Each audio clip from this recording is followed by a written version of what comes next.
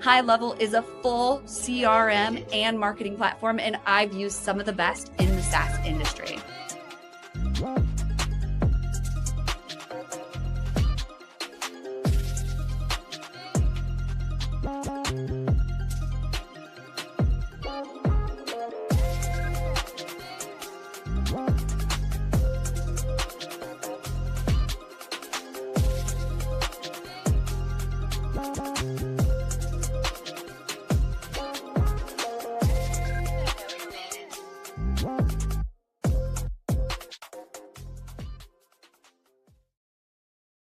And we are live on LinkedIn, YouTube, Facebook, X, Twitch, and Instagram. I think I got it all. It's Revening's Wednesday.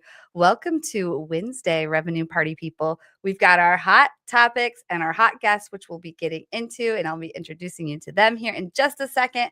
But before we do, I have a few quick notes per usual. But real briefly, I want to tell you about what we're working on here at Reveting.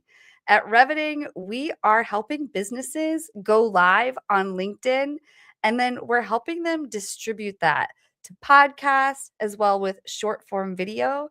So, what we're doing on LinkedIn is basically gating those. When you go live on a company page on LinkedIn, you can gate it like we are here. And then everyone who registers, you get their email addresses. So then not only are we introducing them to guests every episode, then we are also handing them over CSVs of people who register for those events. So it's not just a LinkedIn Live, because it's like if the face of your brand is going to show up and they're going to be there for an hour, you might as well take that video and repurpose it to podcast, short form video, take the transcript, feed it to AI, start to learn their voice and build blogs and newsletters and things what they actually said. Dean LeBay, it's been too long. What's good? Awesome to see that there's 18 people here. We've got 11 on YouTube, one on Lisa's YouTube, who you'll meet here in just a second, one of our guests. We've got 3 on our X page and 2 on my personal YouTube. But welcome. That's not including everyone on LinkedIn. So if you're here, let us know you're here by leaving a comment. As usual, this whole show is about you. So let us know that you are here by let us know your opinion. When we say something that you disagree with, tell us in the comments. But start off by just telling us where you're tuning in from. I'm in Ohio. It's cold AF here. There's over a foot of snow on the ground. It was negative 18 the other day. Let's get into some hot topics because I'm cold just thinking about the weather. But, before we do, I have to tell you about Cherry Assistant. I couldn't do what I do without Cherry Assistant. So Cherry Assistant is a VA placement company, and they have placed VAs with Reveting so that we're able to not just go live on Wednesday, but there's also Deconstructing Data. You see me on. I'm a co-host. We help produce that show, as well as 8 other shows that we're helping right now. We're helping tech companies, finance companies, services companies, now a Pilates company, our first B2C client who has several Instagram channels. We're helping these businesses go live on social media, especially B2B on LinkedIn. That's really our sweet spot. And then we're repurposing it to podcast and short form video. And we've got Layla behind the scenes here who helps with Wednesday along with other shows. We've got video editors, but there might be something that you're working on and a VA somewhere around the world who could help you with it and take those tasks off of your plate so you can go focus on the business and not in the business.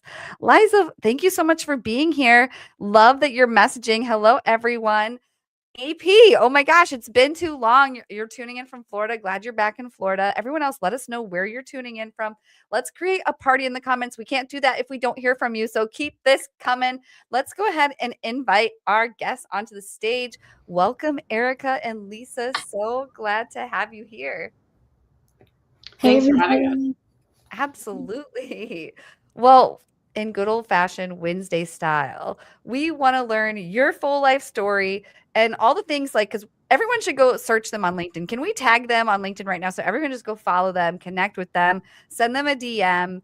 But like in between the stuff we can find in your experience, fill that in a little bit and tell us your real story, like from birth to what brought you to now, the real human self stuff. Can we start with you, Erica?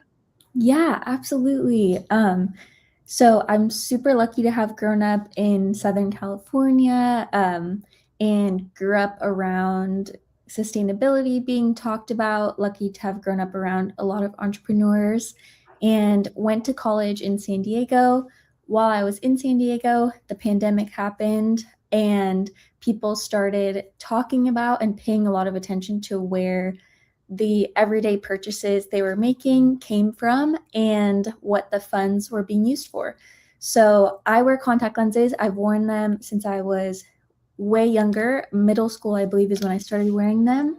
And they're an everyday purchase. People purchase over and over for sometimes their whole life. And I wanted to see if I could turn the profits from contact lens purchases into something that could help people in the planet. So I opened BPO, entered it in one of my college entrepreneurship competitions, and it got a little bit of traction, and here we are. So I now sell contact lenses online. We carry all the major brands on our website, and then $1 from every box sold over there goes to our partner nonprofit and helps fund an eye care treatment for somebody in need. And the sustainability piece, we'll take back the contact lens packaging from you and we'll get it upcycled into new plastic products. But I'm still here in SoCal pursuing Blue Planet, and really happy to be here and getting to share my story a little bit more on Wednesday. But other than that, that's pretty much me. Ah, that's so cool. It's so good to have you back on Wednesday. Thank you for being here and tuning in from warm SoCal. I am definitely a little bit jealous. But yeah, that's okay. We won't get into that. AP says another undergrad student who was in college during the pandemic. Pulls up chair, fam, same. Oh my I can't goodness. relate, but man, I can't imagine either. Like y'all went through some crazy stuff. Let's get into that here in a moment, but keep the comments flowing. Where did everybody else go to college? I went to Western Illinois University. Anyone ever heard of it? I was actually elected to the board of trustees there. I love that place. Anyway, I digress. Lisa, could you please tell us your full life story from birth to what brought you to now? From birth to what brought me to now. So first of all, I'm a military veteran. My father served, brought us from Germany to Buffalo. From Buffalo, I decided my parents divorced and I wasn't able to pay for college. So I then joined the army to pay for college. Spent my year in Iraq, spent my time doing a lot of things. And when I came home from the army, I realized there wasn't a lot for us to do. Went to Buffalo State College, which is in Buffalo, New York. And so I know what the cold is, but it brought me to sunny Texas, which is not real. It's a little gray out right now, but it is 70 degrees. So I can't complain. Long story short, I rambled a little bit. I didn't know what to do when I got out of the service. I had spent a lot of time marketing. I was a DJ. I was a lot of things. I wore a lot of hats, and I always circle back to marketing. And I opened my agency in 2018 and went full bore in 2021. And the whole idea was to give veterans a foundation when they got out of the service so that they knew what they could do and they knew that there was something more than the rank that they wore on their uniform. And there's a lot to be said in creating comfort and creating comfortability. And now we've kind of opened it up a little bit wider and focus on women and helping them market their businesses and helping them get the platform they need to succeed. But still, the veterans are always going to be near and dear and at the bottom of my heart. Oh, I forgot to talk about DeBell Designs. I was going to tell you. I got 38 seconds. Tell me. So in dealing with PTSD from serving in Iraq, I decided that I was going to play roller derby because I'd roller skated my whole life. And my roller derby name was DeBella DeBall. So the belle of the ball. It was a really good way of healing. And I wanted to honor that when I started my business. So I brought that with me. And that's why it's DeBella DeBall Designs. It's DeBella DeBall Coaching, DeBella DeBall Designs, and DeBella DeBall Marketing. It's a little bit of a tongue twister, DeBella DeBall, but I do love it. It's beautiful. Yeah. DeBella DeBall. But yeah, great to see comments out there. We've got Dean still, AP, Layla, I see you chiming in. Lisa, AP says, Lisa, good to have you here. Welcome. Yeah, he's a regular. He's in our Wednesday Winners WhatsApp group if anyone else wants to join. Let us know. We've got Layla. Thank you for sharing this so openly. Yeah, we do love when people are open here and they just share their real life story. And we've got DeBella DeBall Designs on YouTube here commenting as well. So everyone go subscribe to that channel. But let's get into our hot marketing and sales topics, mostly marketing, but it's going to be a good one. Our first one is purpose-led marketing, selling without greenwashing. So Erica, could you kick us off on this topic? Definitely. It's something I've been thinking about a lot, especially this year, since I started BPO, but just learning to communicate it better, learning to communicate what we're about, because I started the company to turn an everyday purchase into an option for there to be a better option for you to purchase and give back at the same time. And greenwashing is a big thing that people think about when they first see a company that's trying to be sustainable in an industry that hasn't pursued it a ton yet, which I would say contact lenses hasn't really. And I think it's really important for companies to just be open about where they're at. People don't want to retroactively find out that you were overpromising. So for us, for instance, we have a little bit of a lack of control over where our upcycling program goes in a way, but we did that on purpose. So the plastic that comes from contact lens packaging is really high value and can be upcycled because the components are high value and it's really clean plastic because it sits in saline and it is used for such a short time, which is what makes it viable. But that being said, we send it to our upcycling partners and they decide what they're going to do with it and what they're going to turn it into. So I know there's certain activewear companies, for instance, that will take a water bottle and turn it into a pair of leggings, but we don't quite have that level of, we don't quite control that the upcycling program to that extent. So the plastic and what it's getting turned into is out of our control, but we did that on purpose because there's so many smarter people out there who could turn it into the best possible thing.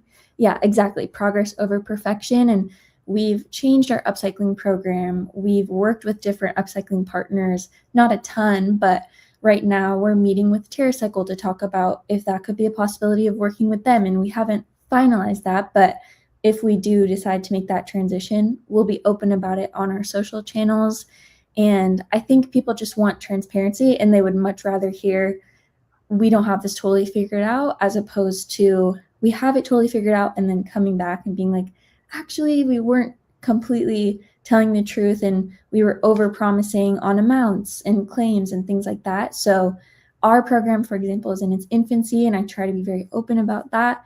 But as the company continues to grow and as we upcycle more and more packaging, we'll be more open about what that looks like. And to answer your question about who's recycling their contact lenses, the actual lenses themselves, not many people. We don't have a program for that yet, but at BPO, it's free with your purchase. If you purchase your contact lenses from us, take your contact lens packaging, keep it in a box, send it back to us, and we'll take back the plastic and the foils and get them upcycled and sent to our upcycling partners to be separated and then turned into new products.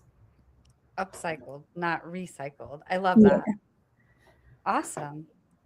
So I appreciate the work that you're doing, Erica. Thank because you. Sustainability is going to be hopefully a bigger issue as we see more younger people taking over and creating businesses and getting creative, because it's also it's sustainable, so it's great for the environment, but a lot of time it's great for the budget too, because we can reuse, reuse, recycle.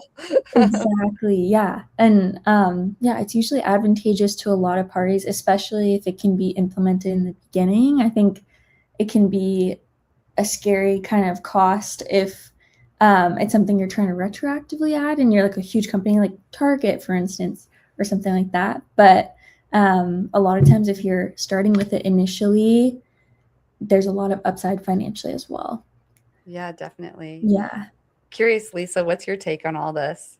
I love. I was watching the comments. So for me, what greenwashing actually is using purpose as a decoration instead of direction, and you are totally using it as direction. It's not just about sounding ethical. You're sitting in a place where the ethics are the heart of what you're doing, and that's really, really awesome. I find that a lot of veterans are trying to do things like this, so I really like that you've got a system in place that you're working on, and you did it while you were in college. I did not have that kind of focus while I was in college. I will admit, on my honor. So I really just admire you for what you're doing and the fact that you're living your values and you're living your truth. You're not just touting it to sound cool. Thank you. I appreciate that. And to give myself a little bit of not credit, but the opposite. I was stuck in my dorm, so what else was I going to do, right? But yeah, thank you for saying that, and thank you so much for your service and everything you've done. I'm excited to hear more about your story, and everyone is wondering what your DJ name is. Oh, I was DJ Motormouth because I used to talk a mile a minute and I never stopped. Those of us that are old enough to say remember, DJ Motormouth? I love it. I love that. I had a lot of monikers, a lot of jobs, a lot of careers, a lot of different identities throughout the time. Looks like we also have Lauren Friedman in the house. She says, love this episode, purpose, power, healing. And Jesse, love your shirt. Thank you. I'm selling it on TikTok. I'll be posting the link. But yeah, no, this is a really great topic. So next topic, building a clear path from content to sales. Okay, so we talk sales and marketing a lot on the show. The last one was really a lot about marketing. Let's transition that now. Sales is hard for me, although I was on 2 sales calls yesterday, 1 sales call today. There's a lot of follow-up in B2B, but building a clear path from content to sales is something I think about a lot because we help businesses create content. And of course, they want to generate leads and business from that. But I'm hoping, Lisa, you can teach me something new. Can you kick us off on this topic? I can for sure. A lot of the problem that people have is most content doesn't actually fail because it's bad content. It fails because it had no job. We all kind of have a job in what we do, and we don't really focus on building familiarity. They want to see you a lot because the more they see you, we've got all those views that people have to have before they connect with you. But then we also have, you've got to be clear. You have to be clear on what you're trying to offer so that they understand what the problem is you actually solve. And then invite them to make a decision by the conversation that you're having, not just jumping into it and be like, DM me for this. You just have to create a platform that's not direct, but is conversational. And the more conversational you make it, the more people connect to it, actually. When content does all 3 of these, it kind of gives people a little bit more moving and shaking. So if you don't have familiarity, they don't trust you.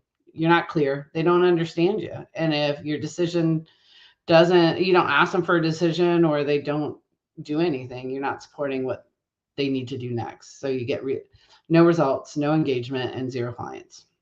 It's kind of the similarity of the framework that we teach a lot of our people to do. I'm trying to look at the comment. Oh, I'm seeing the haze. I love it. I want to make sure I answer some though if they come up. Oh, we'll definitely get to them.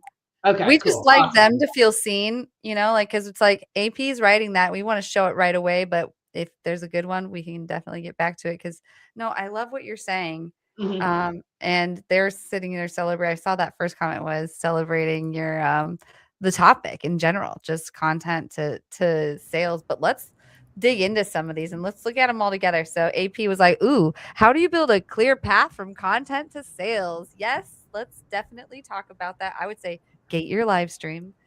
Def need to answer That's this something I never question. thought of. So I'm totally going to be doing that as the next few live streams I do. So that is a beautiful one. Yes. Yeah, on LinkedIn for B2B especially, I would say gate on your company page. But just go live in general. Like if you're B2C, look at TikTok and Instagram, whatever. AP's like, Def need to answer this question for KOTC. So KOTC is a company he's a founder of, and they, correct me if I'm wrong, AP, they help people prepare for the MCAT exam. So they're targeting college students. So that's like the exam they take to become a doctor. Okay. So yeah, he's trying. I know they do a lot on TikTok. But yeah, he's trying to answer the whole like content to sales question too. Lauren's like, hey, Reveting, what's up, Lauren? What job to be done does content need to do? Yes, AP, keep those questions coming. You're not struggling because you're bad at what you do. You're struggling because no one knows you exist. I agree. Agreed. I'm going to And pass a it lot back of to that's you. because you're Yeah. not clear on what you do, right? Like if you're just throwing content out to see what sticks, there's only so many pieces of spaghetti you can throw at your wall Yes, without that's really so getting true. clear. Amen. Yeah. No, you're right. Mhm. And it's really that simple too, is if you don't know your strategy, first of all, your message, your audience, who you're talking to, it's going to be really hard to emotionally appeal to them. And you're going to be throwing a lot of spaghetti. But even once you know your audience, you still got to find the right tactic. Like what platform are they on? Are they on Pinterest? Where do they frequent? And what time are they there? And what are And they looking for while they're on that platform? They might be on Pinterest, but are they just pinning what they're going to their next outfit? Or are they on TikTok scrolling to see what the new dance move is? They're not necessarily looking for the business stuff while they're on there. So you can I'm talk looking for new business dance on there moves. and break their cycle, but that shouldn't be where you focus your attention. That's exactly right. Yep. I think AP saying yes, correct. We've been in business going on 6 years. We're on TikTok and Instagram, and our content game needs help. Emma Lowe says, hi, Jesse. Hey, Emma. Thanks for being here. Emma is in the Women Wave Warriors. So, Emma, tell us more about yourself. What are you up to these days? Keep the questions flowing. We're talking about content to sales. I'm talking for B2B. Gate your live stream on LinkedIn, but then we're Yeah. talking about TikTok, other things. Lisa, what's your biggest like action item for people here? The biggest action item is being natural, being raw, and being you. So if you're trying to get people in to take an MCAT test, for example, and study for that, they're already nervous. They're already feeling all of the things that you got to feel. So your job is to put them at ease. You know they're nervous. You know what you got to do. And then you just have to have natural conversations. As soon as I know a lot of people are going to tout ads, and ads are great, but I don't use them because I don't want to spend the money on them. I'd rather take that and spoil my dogs. I don't know if you can see my dog bed in the back. So I would rather spend my money on spoiling my dogs and putting more money into my business than continually filling in the ads. The veteran community is pretty tight, so I'm a little lucky there in a lot of situations. But AP, if you spend some time having natural conversations, it's a little bit of a longer nurture, but as soon as you can put them at ease, there is a point where it's an automatic yes. It's kind of like a yes effect. You just keep answering the questions in a way, in a pattern that creates comfort so that they can trust you, so that they can want to convert with you. That's great advice. What would you say to all this, Erica? And we did get another great question asking, and this is Layla on Reveting, being like, how do you balance being visible across multiple channels without spreading yourself too thin? Repurposing. Yeah, I was gonna say the same. I like post the same recycle. videos. Yeah, across every channel, and I repeat my content a lot if it's repeatable, if it's not seasonal, because odds are, yeah, maybe a couple people will see it again. But if you already put so much time into one video, and you can repurpose it for something else. Like on my personal channel, I do a lot of routine videos, like my personal morning routine videos, but then I talk about BPO in them, and I'll use the same video a couple of times with a different voiceover or something like that, because it becomes a different video at that point, and it's still interesting enough to get my point across. So definitely repurpose for your own energy's sake. Definitely. Yes, that's a really great point. And I'd say that's really what we help people do, is because it's hard to get the face of your brand to show up on camera, first of all. And so Yeah. once we get them to show up on camera, we want to take that and do a lot with it. So we Yeah. make short form videos, we create it into podcasts, we want to turn it into a newsletter, we want to turn it into a blog. We want to take those quotes, those really juicy ones, and turn it into a press release. Like, yeah, reduce, reuse, recycle. And I think distribution will be a big part of marketing success in 2026. What do you both of you think? Go ahead, Erica. Yeah. Like, are you getting at maybe like not quantity over quality, but just basically as much as you can pump out about your message, just kind of getting it out there as many times as you can? Yeah. I think so too. And obviously the algorithms are changing pretty constantly. Like, I know TikTok was just bought by a different company and the algorithm changed quite a bit and that kind of thing. And people are struggling with it. But yeah, so I think for even that purpose alone and other purposes, the volume approach is the best way to go. And I think, at least for our business, and I know it's different than a lot of people's because it is a consumer product, but a lot of times conversions come from just the keywords. And literally me and one of my student interns who helps me, we film ourselves every single week just putting in our contact lenses, and then we put just a really short thing over the B-roll and repurpose it a million times. Sometimes we post them 3 times a day, but it's just our mission or a sale that we have going or whatever it is, and it's a 5-second video. We might post it 20 times over the course of a couple of months, but it's one of our highest volume sale traffickers. And for instance, we had someone purchase an annual supply of lenses this week, which is basically our most valuable customer that we can get. And she told us that she found us by searching affordable contact lenses online on TikTok. And that's how she found us. And one of our videos came up because the keyword was in there.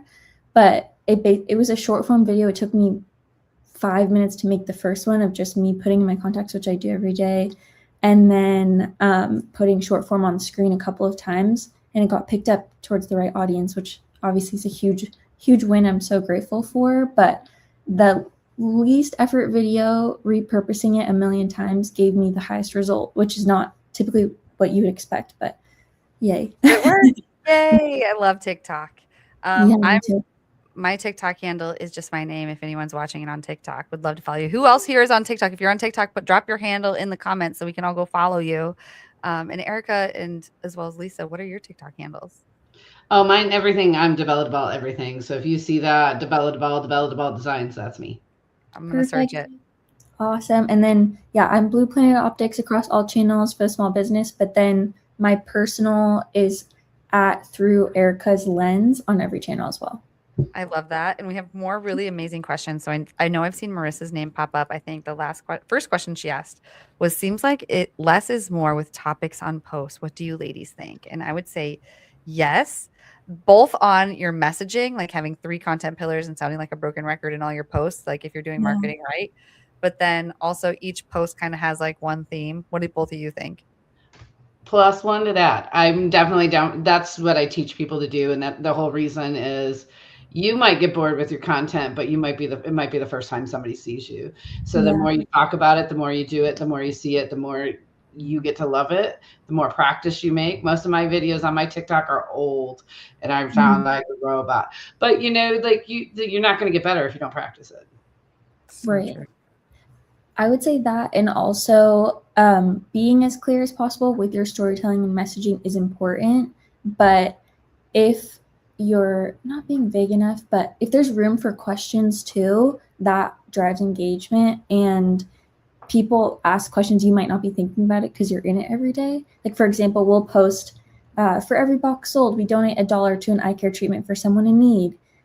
And then we leave it at that. And then someone might comment, okay, but what eye care treatment? And then we can make another video talking about that specifically. So kind of letting people engage with your content and lead you to what they're wondering about versus answering it all up front as much as possible with still being clear. It's the story arc. You got to make sure that's part of your story arc. Exactly. Story arc. I love that. I love it. Marissa was also asking, does the algorithm decrease visibility for you at all for repeating your posts? Like I wouldn't say the same exact thing over and over again. I was gonna say it Yeah. can if you just say the same thing in your verbiage. The caption's just as important as the video itself. Yeah. Yeah. Yeah. I don't know. And I think it doesn't necessarily, like, it might a little bit, but as long as it's getting to the right places, that's okay. And then I think if any of us had it all the way figured out, the algorithm, we'd probably just be posting one Oh, video a day and like yeah. always have traffic. So I think, yeah, like balancing, seeing what sticks, and then what Lisa was talking about, your story arc and everything. So probably a little bit, but not to the extent that it's worrisome, you know? Mm-hmm. Totally. Good question. Great question. So Dean was asking, how important do you consider storytelling in your messaging? It's the essential piece. If you Mhm. don't have if you don't have that down, people don't know what you got. They don't know where you're going, and they're lost, so they leave. Yeah. Yeah. What do you say, Erica? I would say the same. I would say it took me a little bit to figure it out exactly how to come across, for us specifically, because we're trying to say, you're buying it anyway, but do it with us and it's better. So kind of figuring out the storytelling piece took me a really long time. Still learning. I think in a year from now, I'll have it figured out so much more. But I would say that's the key, especially if you're a small business, which I assume that you're probably running a small business, Dean, or trying to get the word out there for why you're different, why people should choose you, why you'll care more. That storytelling piece is huge, and why someone might choose you over your competitor, I think. Yeah. Yeah.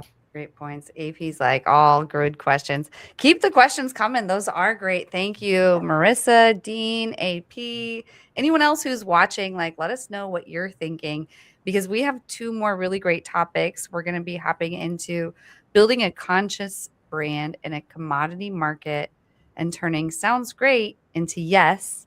So, two really great topics that we're going to get into right after this brief message. This is Mike, also known as Clean with Mike on Twitter. Mike hired a virtual assistant from Cherry Assistant about 2 years ago. Now, he has a $50K per month business, fully managed by a remote operator in South Africa. His VA from South Africa does the following: closing inbound leads on the phone, Yelp and Google and Facebook, manages his CRM on Go High Level, deals with rescheduling, cancellations, any issues, hires and manages the cleaners, and sends them daily reports and updates. Mike has a fully cash flowing business managed by a remote operator for only $8 an hour. You can also hire a US equivalent worker in the Philippines, South Africa, Latin America for a fraction of the cost with Cherry Assistant. Be like Mike and grow your business with offshore staff. Yes, be like Mike. Right now, if you're listening on audio only podcasts, we're showing a menu of services that they offer, including but not limited to lead generation, CRM management, prospecting assistance, sales presentation preparation, data entry and cleanup, customer support, and project management assistance. They do so much more. Of course, you know, I work with them and they help me produce live streams and podcasts and short form videos. So there's probably bookkeeping or something else that you're looking for. Just reach out to Cherry Assistant. And if you do, go to cherryassistant.com. And then you're going to want to let them know that you heard about them through Wednesday to get $250 off. I might be hearing some wind. Anyone else hearing us? Let us know in the comments. Are you hearing anything? So Marissa's like, so how do you switch up the messaging and not look the same every day? It's a great question. I think you got to use video, you got to use pictures, you got to use carousels, you got to use all the things and like live stream, all the features that whatever platform you have offers. You've got to use all of those, but continue talking about your three content pillars. I digress. What do the rest of you think about that? I commented, so that I think you can do a lot of that. The video is a best way to do it. Change up your verbiage, change up the pacing of how you're talking, change up kind of what you're saying a little bit. The biggest one's the hook. Remember, for most of them, your content's new to them, or they haven't quite registered who you are. They might have seen you 10 times, but they haven't totally figured out what it is you have to offer. So you're going to speak to them at that place and at that level. Yeah, definitely. What's your take on this, Erica? Yeah, I think it's hard not to look the same every day, but I wouldn't be afraid of looking the same a lot of the time, like repeating, using things for your own energy. Like Lisa was saying, they're probably not going to see all your posts, right? So even thinking about if that person was to see 1 out of 10 of your posts, it's not going to feel repeated. And even if someone's going to your account and looking through all of your stuff and they see a few similar things over and over, it's differentiated enough where they're putting the pieces together of what you're about as they're going through and kind of putting it all together. So I wouldn't worry about it too much because you only have so much energy, and what you're building is the next great thing. So who doesn't want to hear about it a few times? Yeah, totally. 100%. What do you all think in the comments? Let us know. We want to know what you think. And in the meantime, we're going to get into our third topic, which is building a conscious brand in a commodity market. Erica, can you tell us all about this? Yes, I would love to. So this is something that I'm in kind of like the beta phase of, I would say. So recently, Blue Planet this year, we launched an affiliate marketing program. And so we're working really closely with optometrists, optometry students who are growing their social media following. And at first, me and my intern came up with the idea over the summer of last year, and we're like, I don't know how this is going to work. You know, optometrists sell contact lenses in their clinics, but a lot of them have an online following as well, and it could be an additional source of revenue for them, and also the chance to share about a brand that they care about, a conscious brand that they want to support for their followers that aren't coming to see them in person. So we started reaching out to people, kind of testing the program, you know, being open with the influencers and saying, hey, we're just starting this. Do you have any questions? How can we answer them? That kind of thing. And so now we're offering 20% off, a discount code, and the opportunity for these optometry students and optometrists to share about BPO on their own channels and make a little bit of commission. And it's been such a learning lesson for me to see how I can reach a trusted audience, and kind of the questions I never would have thought of pop up from people who have a lot more knowledge specifically about optometry and those kind of things, and people asking about our brand from that. What do you mean by a conscious brand? Yeah, I think just the idea that we're selling contact lenses like some of the huge companies that do as well. Like Walmart sells contact lenses, for instance, but if you buy them from our company, we'll donate to an eye care treatment for someone in need and upcycle your packaging. So we're trying to be the buy the same thing but better kind of brand. So that's what I mean when I say a conscious brand. But yeah, it's been really exciting. I think BPO, it's a little bit difficult to get people excited about contact lenses, to be honest. They're not the flashiest product, which I totally get. Before I started this brand, I never thought about them until I had to buy them or if I was having an issue with them. So I'm not necessarily in the business to get people super pumped about contacts, but I am trying to get people excited about the prospect of, oh, I have to buy this anyway. I'd rather feel a little bit better about it and where my money is going. So being able to reach affiliates in an industry, reach their trusted audience, and benefit them along the way has been really exciting, and also has helped us reach new audiences, open us up to new questions, dial in our communication as a brand better, and I've learned so much in the process. I love it. I mean, I love that it's such a niche audience. It's such a niche Yeah. market. But you know, and I love that the topic that you bring on, that you like the way it's phrased, building a conscious brand in a commodity market, because it is a commodity market, and Yeah. you're upscaling it, you're leveling it up, you're making it more luxurious by Mhm. making us feel a little better about our decisions. Yeah, Um, exactly. I think, sorry, I didn't mean to cut you off there. No. But a brand like Bombas is really inspiring to me, or there's that toilet paper brand, I'm totally blanking on them. Something like what the crap or something like that. But they literally sell toilet paper, and then I believe they donate toilet paper, or there's a flip side. Bombas, I know, for instance, for sure, they donate a pair of socks to a person experiencing homelessness for every pair sold, I believe, is their their market, or for every sale, something like that. But just the idea that you're going to buy socks, you're going to buy toilet paper, you're going to buy contacts, but what if you could feel a little bit better about it? And, you know, I started this business from my college apartment, and the idea that an optometry student is trying to get the word out about what they're doing, and they care so much about eye care and all that kind of stuff. And the people following along with their journey could hear about our brand along the way, and I get to support the students and support their content as well. It's been really, really fun.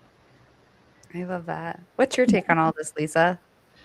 I think it's amazing that you're like conscious but not vague about it. You're really precise about what you do. And so many times when people are thinking about affiliates and thinking about all those things, they're worried about the aesthetics of it all, and like they're not hitting people where they are. It goes back to the storytelling, right? Yeah. You're differentiating based on the value you're offering, not on your personality, which is huge. Huge is memorable. I've not actually dealt with anybody that has to think about those things. When I worked in my nonprofit, it was roller derby. We were our own network. We were our own community. So we were a conscious brand of sorts, and it was about women empowerment, but it really wasn't, it's not a commodities-based market. So it wasn't the same kind of feel. It was just about creating a safe place for women to come and create a unique, if they couldn't have the confidence, they could borrow someone else's till they could get the confidence to do what they needed to do within the sport. And then that kind of trickled into their lives. So this is amazing. I never even thought about this kind of a world and how to market for that and how to be part of it. I love that. I am definitely going to keep that phrase in my mind. I feel like that's such a way to phrase being a woman in general, just saying like, if you don't have the confidence right now, borrow someone else's, or I'll lend it to you. You can lean on me for that. I really love the way you said that. Yeah, that was really amazing. I learned it a long time ago. I mean, I got a whole bunch of the old hacks. I'm a little bit older than Jesse. Actually quite a bit older, being Gen X and all. But you know, there's a lot of things that we got to do, and oftentimes women in a space, we don't necessarily have someone that can back us, but you can borrow each other's power and borrow each other's confidence to get through whatever it is that you need to get through. Absolutely. I think it's important that we just defy the stereotypes. The stereotype is that, you know, we don't get along, we're not connected, you know, and yeah, that's not what it's about. Actually, there's a lot of warmth, like in the Women Wave community. It's a WhatsApp chat if anyone listening wants to join. We support each other. We support each other's wins. People share their services in there. It's great to have a space where, I don't know, it's safe. Like other entrepreneurs who are out there trying their best, other sellers. Selling is a really hard industry to be in. Same with marketing. But yeah, it's just a safe space for women, whether they're running their own business or they're working for someone else, to promote themselves and to celebrate themselves. And we get together once a year. So I'm so glad that you joined, Lisa. Thank you. We need I'm more excited to be part of it, so I get to meet more people. I love it. Yeah, absolutely. Well, let's move into our final topic, which is turning sounds great into yes. Can you teach us about that, Lisa? Yes. I want to tag on a little bit. I had a phrase that I thought of earlier when I saw everything. It says, your brand becomes conscious when people trust you, you reduce complexity, and you don't add to the complexity, right? We've all got so much going on, and that's going to help you with your sounds great and go into the yes. If somebody says sounds great, it's not really rejection. It's kind of a lack of readiness, but it's because you haven't expressed what they need to hear in order to get them to trip over into that yes. It goes back to that yes effect I talked a little bit about on our content mapping, to getting somebody to get there, right? So again, they got to be familiar with their clear, and then you got to know the decision support part. What's the framework? Are you heading into a sales conversation in the right mindset? Are you talking to them? Are you hitting the nose before they get there? Are you pre-qualifying them? What I found for a long time is I pre-qualified somebody before I got on the sales call. I often was like, oh, I have to convince them. I don't think they've got the money. How do I get them to do what they can do? It's not your job to decide whether they're going to close or not. It's not your job to decide if they've got the money to do it, because a lot of times we have reserve, right? So it's just about building a bridge to get them to your yes. So all you're going to do is lay out what you have to offer, lay out why you're different, lay out why you're special, lay out the pieces that you can offer them, and then you leave it there on the table for them to pick up. If they're not, most of the time, if you've laid it the right way, you're putting yourself in a position where they're going to ask you detailed questions, and those detailed questions are really where their no's are sitting. And those are really pretty easy to overcome when they've come to you with the table. But the sounds great means you didn't do your job. You didn't give them all the information. What we need them to say is, now you need to come over the objections a little bit. We all know the objection. Everybody talks about the objection things, but on your sales calls, you need to come confident. You need to come with your best game. You need to talk about the things that you're going to talk about. Have a plan. Have a map to get to there. You know your common no's. You know your common things, and you can just. First of all, you should be talking about them in your content. So when they hear it from you on a sales call, it's pretty easy for them to close. 100%. Yeah, I try to well, first of all, like consider my tonality. So talking a little slower, not like quick, but also being like questions based, asking people to tell me what it is that they want from this. Like, what is your vision? And then asking them like, what's going to happen if you do nothing? And kind of building that emotion a little bit to be like, okay, well, here's what you want, and here's what's going to happen if you don't do anything. So, like, why aren't we going to get started now? I'm really curious, like, what's both of your take? Like, how do you do your tonality, and like, what do you do in your sales calls? You can go, Erica. Yeah, that's a good question. I think I maybe don't have the best advice just because most of my sales, like if I'm trying to close somebody, they're coming to me with their expressed interest because it's mostly just customer service at that point, or people reaching out and saying, hey, I want to buy contacts, but I've never ordered them online. What do I do? So, yeah, just trying to, the tonality I'm always taking is, friendly, helpful, wanting them to feel, that if BPO is where they should get their contacts, that offering just basically all that we can, helping them upload their prescription because it can be a little tricky, all that kind of stuff. But otherwise, yeah, I think just genuineness as much as possible coming across when I've been on the other side of sales calls. Like if I want to work with somebody for BPO or whatever it is, just knowing kind of that they, of course, it's an exchange of resources too, but just kind of knowing that they will have my best interest at heart, be open with me about how we could tweak things. That kind of thing is super important to me for my personal, if I were to decide to close or not close with the service, most likely. Yeah, nice. What would you say on all that, Lisa? So I had a coach one time tell me, I'm going to cuss for a second. You got to give a shit before you pitch. Yeah. So I that's why I said I love how you phrased what you had talked about, because I think if you slow down and you make sure you're listening to what they have to say, they feel heard. And the most important thing for any consumer is to feel heard. 100%. Yeah, That's exactly right. You want to make sure too that I put in the comments, you really have to give AF about them. You actually do. And you have to make sure that they know you do, that you're not like just some fake salesperson, because people see right through that these days. Yeah. Like you actually did your research on them. You're not wasting their time. Yeah, for sure. I think it's kind of a dead giveaway sometimes. So I got an email today. Someone was like, can we showcase your golf product at whatever? And I was like, it probably just got picked up by AI or something like that. But I was like, no, I can't work with this service if I know that they don't even know what I'm doing, that kind of thing. So just feeling that genuineness, feeling like they would do the effort for you and that kind of thing. I think you can pick up on certain things really quickly, but if you're in it for your best interest and their best interest at the same time, it comes across and people see like the humanness behind everything for the most part. 100%. Yeah. This is a really great topic. I want to know what everyone in the comments thinks and how you get things from sounds great to yes. Yes, let me give you my credit card over the phone. How do you get them to that?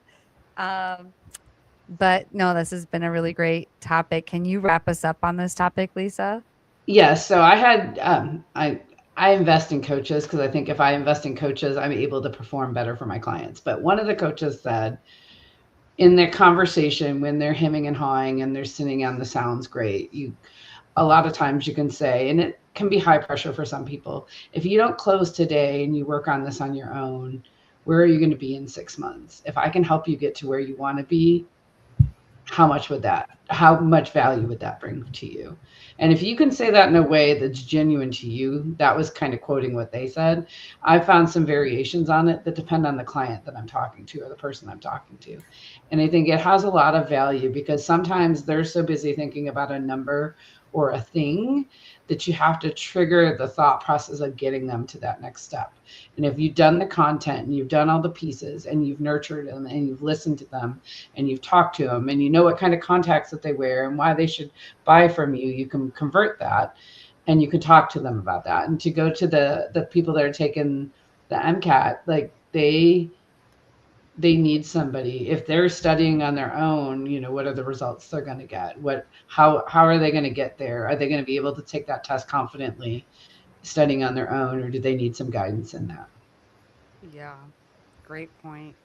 Are you still here listening to this, AP? Because she's talking about your business. But no, this has been a really great topic. And that wraps up our 4 topics, actually. So we need to make sure that we still get into the guru of the week. Ooh, ooh. Excuse me. Let me try that again. The guru of the week. All right. So like I said, I'm going to pull out of the screen here. Can you both tell us why we should go follow these people? Do you want to go first, Lisa? You can go ahead, Natalie. Oh, or sweet. Natalie. I'm saying Natalie because I've seen her name. Yeah, Natalia's a friend of mine. She just started a brand, a nightgown brand of organic cotton, all that kind of thing. But her social media is all about building a transparent brand, how to communicate with your audience, basically showcasing behind the scenes. And I've learned a lot from her content. I know a lot of people have, and I really enjoy following her. So I definitely would recommend. I know she doesn't post as much on LinkedIn. She's more on Instagram, TikTok, those kind of things. But I'm learning a lot, and I'm so glad that she's been sharing her journey of building her brand. And I have Nora. Nora's pretty amazing. There's a lot of things that when I was redesigning some things that I was doing, I kind of gravitated to her content. I have a lot of them that I could do, and she was the one I chose for this time. She has got some phenomenal things as far as some of her audio out there, some of her videos, her how-tos, all the way down to how she coaches people. She's just got a lot of good information. Her best channel is her LinkedIn channel. Her Instagram's okay, but it's like there's some people that are fantastic at Instagram. She's better at her LinkedIn, but amazing content, and she is very personal, very conversational, and she'll help you with whatever you need. Nice. I love that. Thank you both for sharing about Natalia and Nora, because I mean, we just spent all this time getting inspired by you, so it's interesting to know who inspires you. And before we wrap up, would just love to know more about each of you. And could you both just tell us a little bit more about who you are, who it actually is that you serve, how you serve them, and if they could be served by you, how do they reach you? Could you kick us off, Erica? Yeah, absolutely. So if you're a contact lens wearer and you purchase them online or want to purchase them online, come find us at Blue Planet Optics. We carry all the major brands, and yeah, we'd love to see you over there. And every purchase you make gives back to people and the planet, so you can feel really good about your purchase over there. And otherwise, I'm showcasing trying to build a company in a niche industry over on my channels through Erica's Lens. So feel free to follow along over there. and learn while I learn at the same time. Amazing. And how about you, Lisa? Tell us more about you and what you do, who you serve, how you serve them, and if they could be served by you, how do they reach you? I love this. I am Lisa Benson. Obviously, we've talked about that. I help women and veterans who are starting their businesses. They haven't hit their first 100K. I help them get to their first 10K. The goal is most of them hit it within 90 days, 10K months, then lead to 100K years. And the whole idea is that we get them from starting their LLC, starting their bank account, to where we can connect them with Rev so that they can actually learn how to do their repurposing, reposting, and doing live video. Live video isn't my thing, so I'm learning as I go. So you're going to see some boring videos from me soon if you're watching any of my channels, but they'll get better as we go. They'll get better as you go. I love that. Well, thank you so much for sharing. I would have needed to known someone when I got started. It would have been a lot. I'm with you. I like to work with coaches. I think it's nice to have someone safe to bounce ideas off of, who knows what works for other people. So yeah, I think that's awesome. And if anyone's listening who needs a coach, wants to start a business, maybe reach out to Lisa. But yeah, no, this has been a really great episode. Thank you both for coming on. Next week, we've got another really great episode planned. We've got Matt Slaymaker and Mohammed Yusuf coming on the show. So that's going to be another great episode here on February 11th.